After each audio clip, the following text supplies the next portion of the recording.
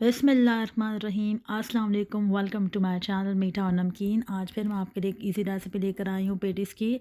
और उसके लिए मैंने मैदा लिया है। मैदे के अंदर मैंने सॉल्ट यानी नमक शामिल कर लिया है और यहाँ मैंने चीनी शामिल कर दी है।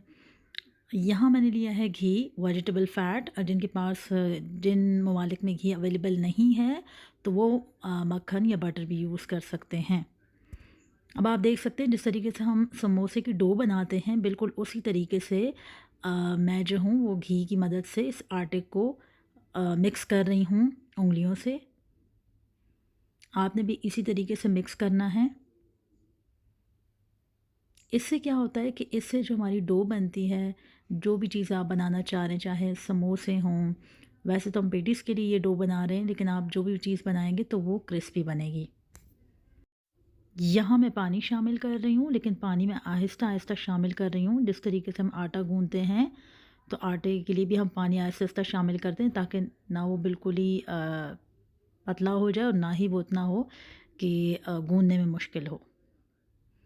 तो आप जब आप थोड़ा-थोड़ा करके आहिस्ता-आहिस्ता करके पानी डालेंगे, तो आपको अंदाज़ा ख़ुद होता जाएगा कि डो किस शक्ल में आती जा रही है। अगर आप एक साथ पानी को शामिल कर देंगे, तो आपके लिए डो को हैंडल करना मुश्किल हो जाएगा। पानी मैंने बिल्कुल आम लिया है, नहीं टैप वाटर लिया है, नलके का पानी लिया है, कोई नीम गर्म नहीं है, ना ही ठंडा है। आपने भी टैप वाटर ही लेना है, नलके का आम पानी जो आपके घर में यूज़ होता है। यहाँ मैं डो को उँगलियों की मदद से गूँथती जा रही हूँ। गूँथ नहीं रही, इसको मिक्स कर रही हूँ इस स्टेज पे। आपने भी इसी स्टेज पर मिक्स करना है।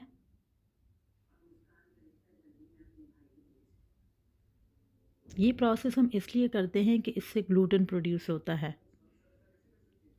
ग्लूटेन इसके अंदर ग्लूटेन इसलिए प्रोड्यूस होता है कि इस डो को जो है हम स्ट्रेच आराम से कर सकते हैं।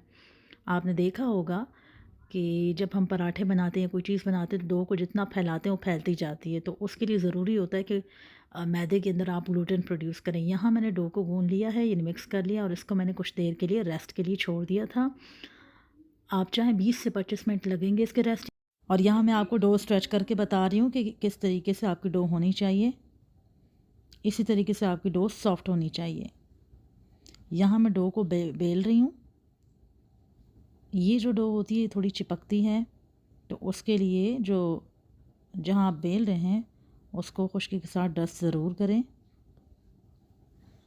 यहाँ मैं खुश्का छिड़क रही हूँ और इसी के ऊपर बेलूँगी।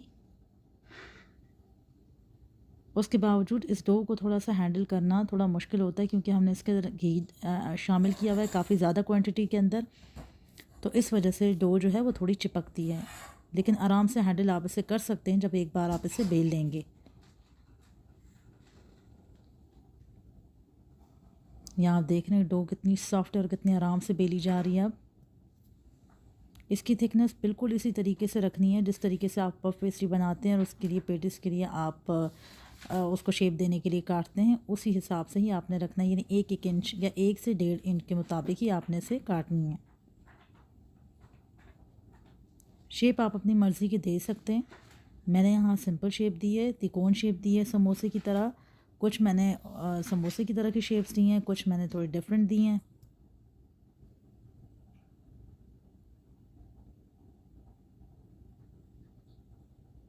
यहाँ मैंने इसको बेल लिया है। बेलने के बाद इसके ऊपर हम जो फेंटा हुआ घी है, याद रहे कि घी को हमने फेंटना है, गरम करके नहीं फेंटना। जो आम हम घी लेते हैं जमा हुआ घी होता है, उसको फेंटना है चम्मच की मदद से। ये मैंने फेंटा हुआ घी लिया है और आपको दिख रहा है कि सफ़ेद है। ये फेंटने के बाद इसका कलर चेंज हो जाता है और अब मैं इसे डो के ऊपर फैला रही हूँ। इसी की वजह से पेटिस के अंदर लेयर्स बहुत अच्छी आती हैं।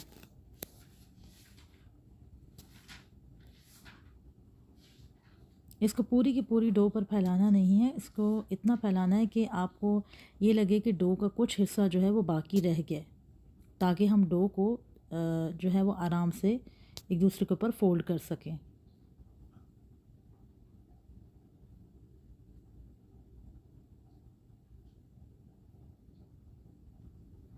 यहाँ आपको नज़र आ रहा है कि मैंने एक साइड पर घी लगा दिया है, जमा हुआ घी जो कि हमने फेंटा हुआ लिया था। और अब मैं से इसको फ़ोल्ड कर रही हूँ। फ़ोल्डिंग का तरीका बिल्कुल आपने इसी तरीके से फ़ॉलो करना है। पहले मैंने एक साइड को फ़ोल्ड किया, फिर दूसरी साइड को, और इस तरीके से एक साइड को ऊपर रख के दूसरी साइड को उसी के ऊपर फ़ोल्ड कर दिया। जो भी तरीका अगर आप फ़ॉलो करना चाहते हैं फ़ोल्डिंग का अपनी मर्ज़ी के मुताबिक, याद रखिएगा सेकंड फ़ोल्डिंग भी आप उसी तरीके से कीजिएगा, वरना आपकी लेयर्स नहीं आएंगी, क्रिस्पी नहीं होंगे। जिस तरीके से आप चाहते हैं उस तरीके से आपको नहीं मिलेंगे। और अब आप देखें मैं उसी को दोबारा बेल रही हूँ, मैंने किसी भी किस्म का कोई रेस्ट नहीं दिया।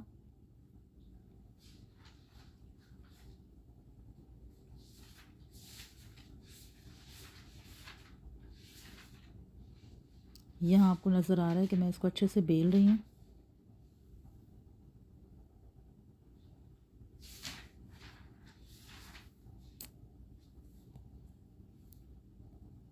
इसको आपने इसी तरीके से बेलना है। बेलते वक्त डो जो है वो थोड़ी स्ट्रेच होती है। अब उस तरीके से मैंने फ़ोल्डिंग शुरू कर दी है, ठीक है। अच्छा, यहाँ पे आपको डायरेक्शन की वजह से, कैमरे के डायरेक्शन की वजह से ये नज़र आ रहा है कि शायद मेरी फ़ोल्डिंग चेंज है, मगर ऐसा नहीं है। पहले कैमरे की डायरेक्शन थोड़ी चेंज थी, फ़ोल्डिंग सेम है, उसी तरीके से है फ़ोल्डिंग। फ़ोल्डिंग का जो तरीका है वही है। ये देखें आप, सेम फ़ोल्डिंग है, सेम वे हमने फ़ॉलो किया है।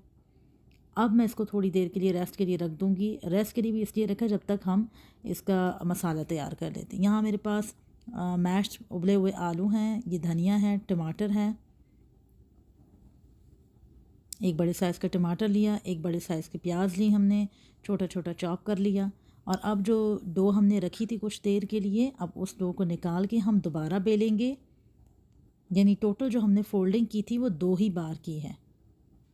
और अब मैंने कट कर रही हूँ। जो भी आप अपनी मर्ज़ी के मुताबिक जो भी शेप देना चाहते हैं आप उसी तरीके से उसको काट सकते हैं। इसके एजेस जो इसके किनारे हैं वो मैं काट लूँगी ताकि जो है वो डो अपनी सही शेप में रहे। आप किसी भी कटर की मदद से, छुरी की मदद से आप इसको काट सकते हैं।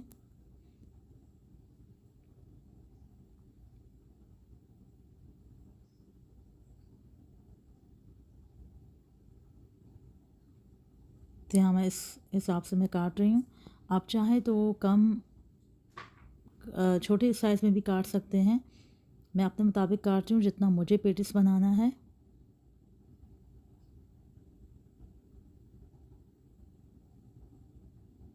अब इसको हम बीच में से भी काटेंगे, यानी बॉक्स की तरह के मैं शेप्स बनाऊंगी ताकि हर जो बॉक्स है उसके अंदर हम आराम से फिलिंग कर सकें।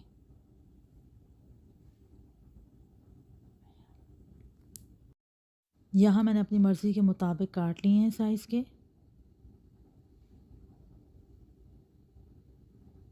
यह आप देख सकते हैं। अब हम इसके अंदर फिलिंग करेंगे। जो मैंने आपको सब्ज़ियाँ दिखाई थी उन सब को मैंने एक बार मिक्स कर लिया था। किसी भी किस्म का इनको मैंने पकाया नहीं है, सिर्फ उनको मिक्स किया है।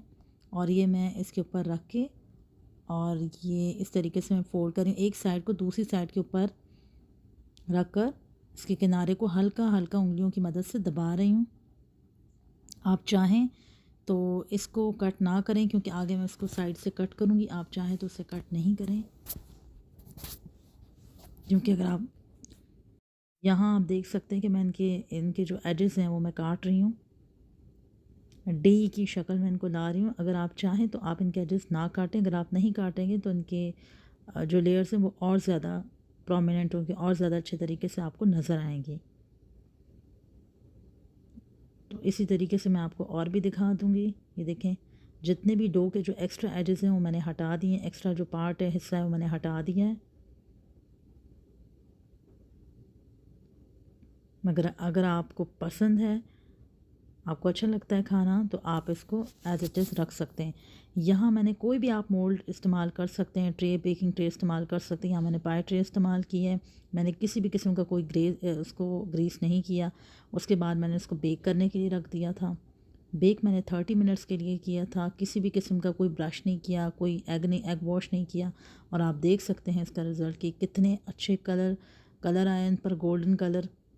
और ये मैंने पतीले के अंदर बेक किए हैं। यहाँ मैं आपको दिखाऊंगी कितने क्रिस्पी हैं ये देखें। तो आप इसे बनाइएगा, इसे घर में ट्राई ज़रूर कीजिएगा और मुझे इसका फ़ीडबैक ज़रूर दीजिएगा। फिलिंग आप अपनी मर्ज़ी के मुताबिक कर सकते हैं। अगर आपको मेरी रेसिपी अच्छी लगी हो तो प्लीज़ मेरे चैनल को सब्सक्राइब ज़रूर करें, लाइक शेयर एंड कमेंट भी ज़रूर करें। मेरी अगली आने वाली रेसिपी तक के लिए मुझे इजाज़त दीजिए। अल्लाह हाफ़िज़।